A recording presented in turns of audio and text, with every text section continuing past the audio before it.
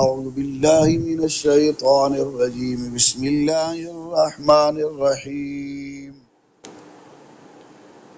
ولقد آتينا موسى الكتاب وقفينا من بعده بالرسل وآتينا عيسى ابن مريم البينات وأيدناه بروح القدس أفكلما جاءكم رسول بما لا تهوى أنفسكم استكبرتم ففريقا كذبتم وفريقا تقتلون.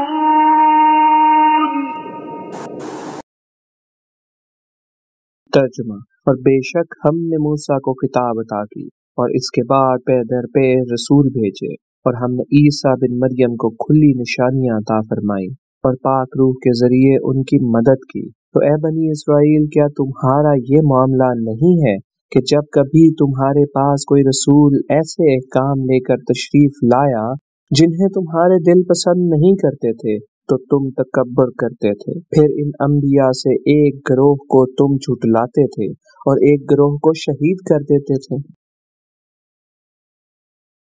اس آیت میں فرمایا وَلَقَدْ آتَيْنَا مُوسَى الْكِتَابَ، ہم نے موسیٰ کو کتاب دی۔ یہاں سے بنی اسرائیل کو دی گئی مزید نعمتیں بیان کی جا رہی ہیں۔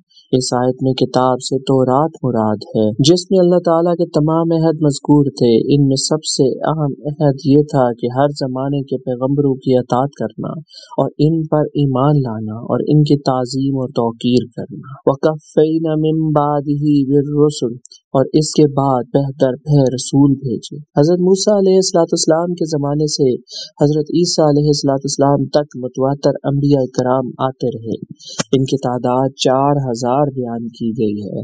یہ سب حضرات حضرت موسیٰ علیہ السلام کی شریعت کے محافظ اور ان کے احکام جاری کرنے والے تھے، اور چونکہ ہمارے آقا ختم النبیین صلی اللہ علیہ وسلم کے بعد نبوت کسی کو نہیں مل سکتی، اس لیے شریعت محمدی کی حفاظت اور اشاعت کی خدمت علماء ربانی اور مجددین کو عطا ہوئی۔ وَآتَيْنَا عِیسَى ابْنَ مَرْیَمَ الْبَیِّنَاتِ، اور فرمایا عیسیٰ بن مریم کو ہم نے نشانیاں دی۔ ان نشانیوں سے مراد حضرت عیسیٰ علیہ السلام کے معجزات ہیں، جیسے مردوں کو زندہ کرنا، اندھوں اور برس والوں کو صحت دینا، پرندوں کی صورتوں میں جان ڈال دینا، غیب کی خبریں دینا وغیرہ۔ مزید فرمایا اور پاک روح کے ذریعے ان کی مدد۔ روح القدس سے حضرت جبریل علیہ السلام مراد ہے کہ وہ روحانی ہیں اور ایسی وحی لاتے ہیں جس سے دلوں کو حیات یعنی کہ زندگی ملتی ہے۔ حضرت جبریل علیہ السلام کو حضرت عیسیٰ علیہ السلام کے ساتھ رہنے کا حکم تھا۔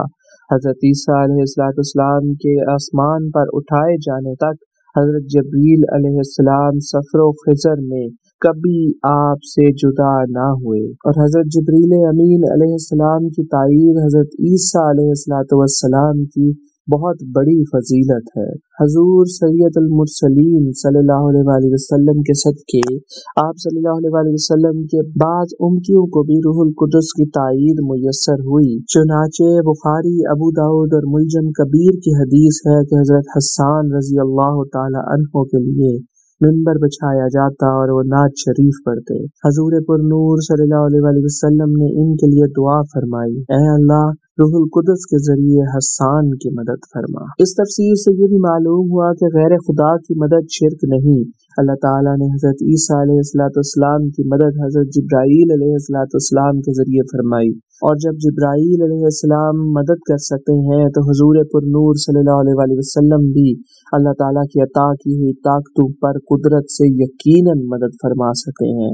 حضور اقدس صلی اللہ علیہ وسلم نے اپنی ظاہری حیات مبارک میں مدد فرمانے کرنے کی کثیر احادیث کا ذکر فرمایا ہے۔ یاد رہے کہ علاوہ نور الدین علی بن احمد سمودی رحمۃ اللہ علیہ اپنی کتاب میں فرماتے ہیں کہ ایسے کئی واقعات ہیں جن میں سید المرسلین صلی اللہ علیہ وآلہ وسلم کے روضہ انور پر صحابہ حاضر ہوئے اور اپنی حاجت بیان کی، اور رسول کریم صلی اللہ علیہ وآلہ وسلم نے ان کی مدد کی، ان کی حاجت پوری فرمائی۔ اور امام محمد بن موسیٰ بن نعمان رحمۃ اللہ علیہ نے تو اس موضوع پر کتاب تحریر کی۔ اس آیت میں اور فرمایا تمہارے دل پسند نہیں کرتے۔ یہودی لوگ پیغمبروں کے احکام اپنی خواہش کے خلاف آ کر انہیں جھٹلاتے اور موقع پاتے ان انبیاء کرام علیہ السلام کو قتل کر ڈالتے، جیسا کہ انہوں نے حضرت زکریا علیہ السلام کو، حضرت یحییٰ علیہ السلام کو اور ان کے علاوہ بہت سے انبیاء کرام کو شہید کیا،